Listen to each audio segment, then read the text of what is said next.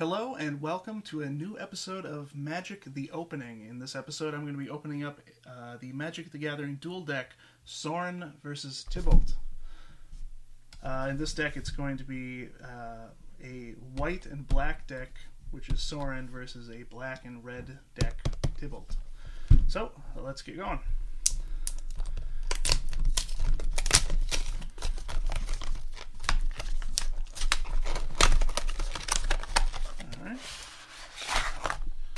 I'll get rid of the box. Alright, let's see here. Get rid of this plastic covering.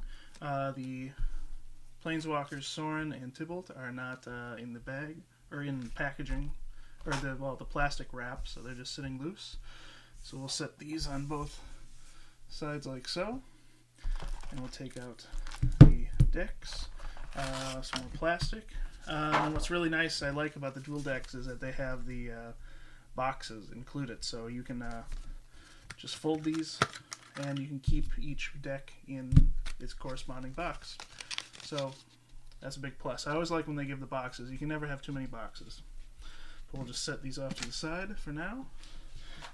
Also included is I believe this is the basic rules of how to play the game, and stuff for beginners. So if you've never played much Magic before, you have your bases covered with this. This comes in pretty much every Magic packaging product nowadays. But no need to go into huge detail on that. And with all of the Duel decks, as usual, you get the fold out here, talking about the deck, some of the lore, information about the Planeswalkers, gives you the full deck lists. Let's see, talks about the tokens there a little bit, and a little background. So if you want a little more, flavor and detail about the set or the deck, there you go. All right, so let's open. We'll open Sorin first, or his deck, I should say. And these are in plastic wrap. There's a little tab on the back here, like so. It just peels right off, allowing you to get in. All right, there we go. So first, we have a Doomed Traveler, another Doomed Traveler, Vampire Lacerator, one of those, a Wall of Omens, a good cantrip, allowing you to, when you play a permanent and then you get to draw a card, that is referred to generally as a cantrip. Alright, Child of Night, a life-linking vampire. Dusk Hunter Bat, we have two of those. They have Bloodthirst. Mesmeric Fiend is a great card, a staple in a lot of legacy decks. Basically a 2-mana, comes into play, you can look at your opponent's hand, take a card out, exile it, and then as long as it's in play, you have that card that you've picked out of their hand exiled. And is it any card, or is it creature card? A non-land card. Okay, so pretty good. Gatekeeper of Malakar has the kicker ability, so for 3 black mana total, you can play him, and then a targeted player has to sacrifice a creature. So, you get a Grizzly Bear, Grizzly Bear meaning a 2/2 for 2 mana, and making your opponent sacrifice a creature is pretty great.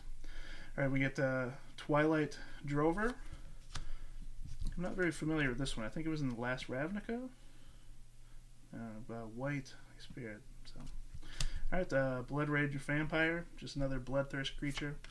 Fiend Hunter is a great card. It's the white version of a card called Faceless Butcher, which was a black card for 4 mana that basically did the same thing, where when this enters the battlefield, you can exile a card, and then when it leaves the battlefield, or exile a creature on the battlefield, and then when this leaves the battlefield, the card it exiled enters again.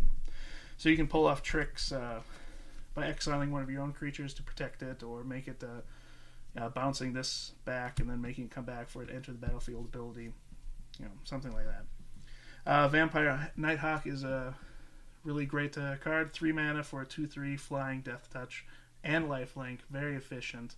It's seen a lot of play in Constructed, and if you play a Limited or Draft, this is one of the cards you definitely want. Mausoleum Guard. When it dies, you get 2 White Spirit creature tokens. Phantom General gives creature tokens +1/+1. It's a 2/3 for 4 mana, which isn't that great on itself, but if you're playing with tokens, good. Vampire casts yet another Bloodthirst creature, but this one has lifelink. It can be, with Bloodthirst, go up to a 4/4 with lifelink for 4 mana, which is pretty good. Revenant Patriarch. I'm not sure what set this is from originally. But when it enters the battlefield, you can pay a white, or if white was spent to cast it, target player skips his or her next combat phase, and it cannot block. Sengir Vampire. It used to be when Magic was young. It was quite the powerhouse. It was the kind of answer to Sarah Angel, a 5 mana 4/4 that flies, but this one can also get bigger if creatures that it deals damage to die. Then it gets 1/1 counter. Butcher Malakar is from the Zendikar block. Just a giant. What's the ability it has? Whenever this or another creature you control dies, each opponent sacrifices a creature. I believe it's a Grave Pact, which is an enchantment that has the same ability, but this one is on a creature. I think Grave Pact was 4 mana, I want to say. So 7, you're paying a little more, but you do get a 5/4 flyer, which is not bad at all. Vampire's Bite, an instant with kicker. It gives target creature 3/0 until end of turn. If it was kicked, that creature gains lifelink as well. Decompose, exile up to 3 target creatures from a single graveyard. Sorin's Thirst goes along well in a Sorin deck, of course. Urge to Feed. Zealous Persecution was originally in Zendikar, the Shards of Alara block. This helped, I believe, LSV win a Pro Tour, if I'm not mistaken, and a black-white tokens deck, which also had, one of the cards we'll be getting to in a moment, but white and black for creatures you control to get +1/+1, and creatures your opponents control to get -1/-1 until end of turn is a pretty big swing. Lingering Souls, which is currently in Standard still. It was printed in Innistrad. Well, actually, Dark Ascension, to be more exact. This card saw a lot of play initially. It's quieted down lately, but it's still a very powerful card. Tom Martell, I believe, won a Pro Tour. He got second place in the Pro Tour. No, he won a Pro Tour. Tom Martell, anyway, has done really well in constructed formats with Lingering Souls. It has 3 mana, you get 2/1/1 white and spirit tokens with flying. Has a flashback of colorless and a black, in which if it's in your graveyard, you can pay the flashback cost to play it again, and then you get another 2. So with this card, after paying a total of 5 mana, you can get 4 flying 1/1 spirit tokens, which is not bad. Mortify, also I should mention, Lingering Souls has new artwork. And the artwork is from the Friday Night Magic version of the card. Mortify, destroy target creature enchantment. This is from the original Ravnica block as well. And this also has new artwork. And more new artwork is Spectral Procession. This was originally printed in Shadowmoor. I think it was Shadowmoor, which was part of the Lorwyn Shadowmoor kind of duel block, which was it was Lorwyn and Morningtide, and then after that was Shadowmoor and Eventide, and then those 4 sets made up 1 block, whereas normally it's only 3 sets per block. But anyway, this has new artwork as well, and you can pay 3 white mana to get 3 1/1 white spirit tokens with flying, or it has a unique mana symbol as you can pay 2 colorless or a white. So you can pay 6 colorless, so any deck can play this, but it makes a lot more sense in probably a mono white deck. Again, very powerful. Was used in the same deck with Zealous Persecution to help win I believe, Pro Tour. Unmake. Another powerful card from the Shadowmoor set. This saw a lot of play when it was in Standard. Just 3 white mana or 3 black mana, again with the hybrid mana, which was the theme in Shadowmoor. You can exile target creature, instant speed, pretty powerful. We have Ancient Craving, Mark of the Vampire, Field of Souls, Whenever a non-token creature is put into the graveyard from the battlefield, put a 1/1 white spirit creature token into with flying into play. So a lot of spirit tokens in this deck. Absorb Vis. This is from Shards of Alara. This has a basic land cycling, so if you cycle it, what you can do at any point on your opponent's turn or your turn, you can search for a basic land. That was one of the big things used in Shards of Alara block, so you could go fix your mana, as that was a gold-themed block. Death Grasp. This also has new artwork, and I like it quite a bit. It's pretty neat. Someone just casting some light spell right into some guy's chest. Pretty cool. Then we got the lands with 2 Evolving Wilds, a Tainted Field, 2 of those, a bunch of swamps, and a bunch of plains. Go figure. Oh, and then there's a Spirit token, 1/1 flying. This is, I believe, artwork from. I'm not sure if this is new Spirit artwork or not for tokens. So anyway, that's the Sorin deck. So we'll put that to the side. There's the cards that have the new artwork for the Sorin deck. So pretty good. Definitely token themed, which makes sense as Sorin puts tokens into play himself. You get an emblem that gives creatures you control +1/+0. So if you have a bunch of flying tokens around, making him 2/1s instead of 1/1s is pretty powerful. And his ultimate is destroying up to 3 target creatures and or other planeswalkers. Return each card put into a graveyard this way to the battlefield under your control. 4 mana 3. He's seen some play in Constructed, but pretty good. He's first and only black and white planeswalker as well. Alright, then we have Tibalt. He was a big deal because he's only 2 mana for a planeswalker. He's the first and only, right now, 2 mana planeswalker. Though since he's so inexpensive compared to most planeswalkers, his abilities are not nearly as strong as most others. He has +1. Draw a card, then discard a card at random. -4 loyalty. What's it called?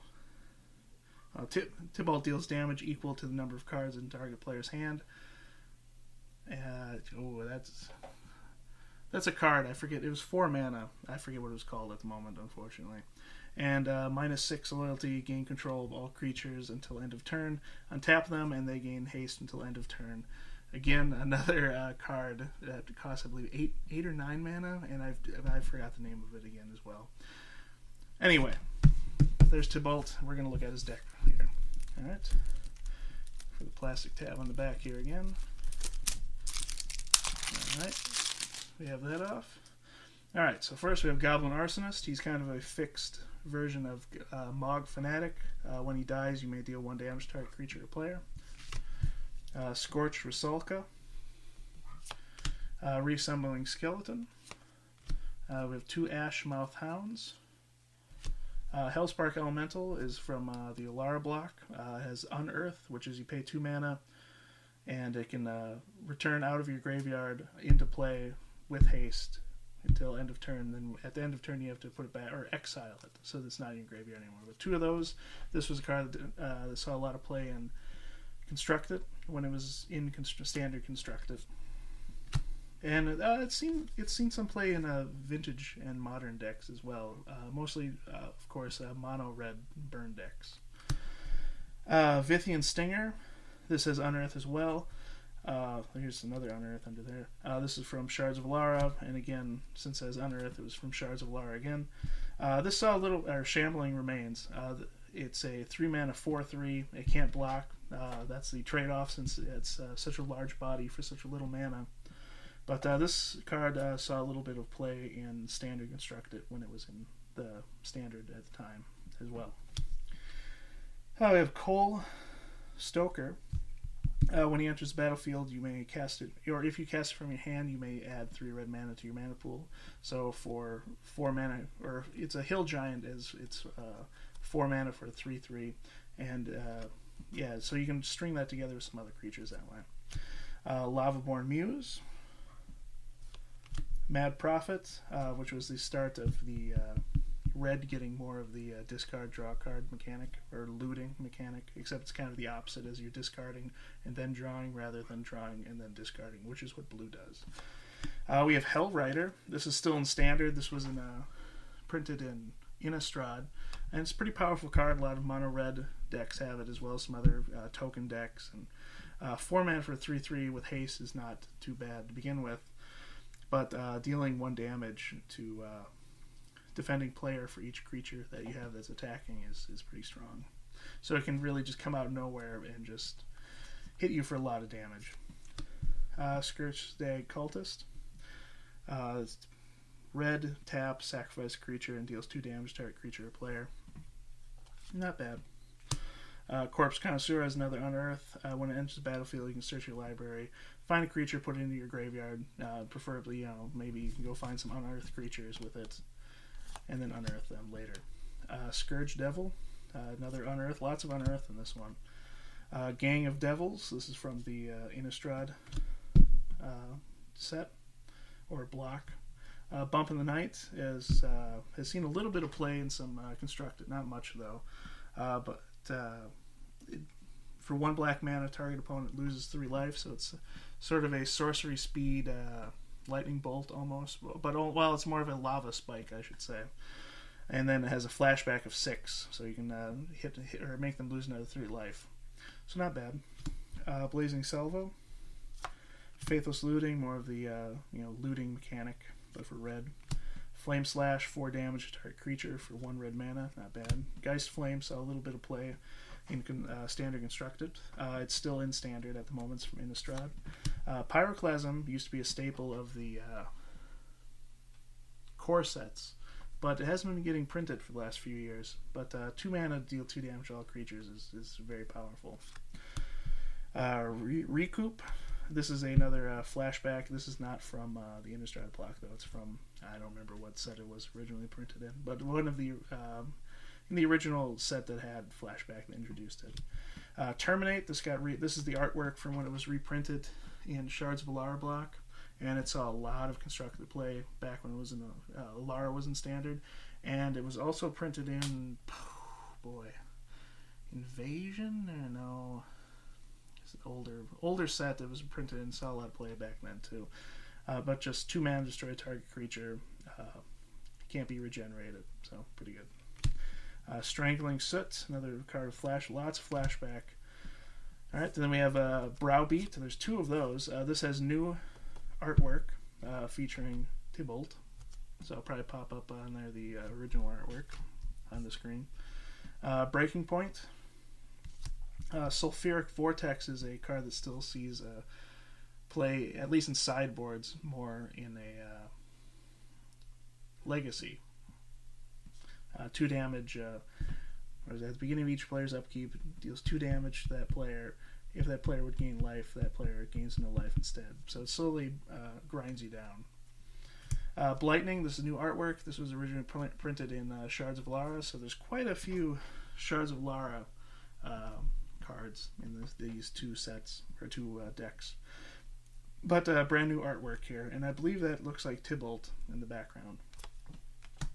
Flame Javelin from Shadowmoor. It's the red version. There's a cycle of cards that cost 3, where it was either the 2 colorless or the 1 color hybrid. The Spectral Possession, which was in the other deck, was the white one, and Flame Javelin is the red one, and those were the 2 that saw the most play in standard. And the blue one was really bad. The green one was not that good. It was okay. And the black one was Beseech the Queen. That was kind of a tutor spell. But Flame Javelin and Spectral Procession were easily the most popular of those sets. Torrent of Souls, another hybrid card from Shadowmoor. Devil's Play, this is still in standard. It was printed in Innistrad, another flashback card. It's a Blaze-esque ability where you just pay X in red, deal damage to target creature or player. Some lands, we have 2 Akum Refuges, 2 Rakdos Carnariums, and I'm guessing these are all going to be mountains. There might be a couple swamps. Yeah, so a bunch of mountains, swamps, and another spirit token. Not totally sure why they don't just include all the spirit tokens in the deck that actually uses it. And was that all the reprints? Or the new artworks, I think, for this deck? Yeah, I think it was. Yeah, so the other Sorin deck got a lot of new reprints, or new artworks, but these were the only two in the Tibalt deck. So, there you have it. That is the Tibalt deck and the Sorin deck. Pretty solid. No cards in this set were really too valuable, except for the Planeswalkers, of course. They're always going to be pretty valuable. Well, maybe not Tibalt as much, but Blightning is definitely a cool card. Not super expensive. It saw a ton of play when it was in Standard in the Jund deck, where you'd have a Bloodbraid Elf, and that would it would cascade into a Blightning, which would be a huge play. And Browbeat is a very powerful card. And in here, the Spectral Procession is worth a couple dollars. Lingering Souls is still worth a couple dollars. Nothing too huge other than the Planeswalkers. But I haven't had a chance to play with the deck yet, since I just opened it. I'll give it a try out. Maybe I'll mention it in an episode of Magic Time in the future. If you want to see more episodes of Magic the Opening or Magic Time, subscribe to the channel. I have some other shows on there as well. Thank you for watching, and you all have a good day.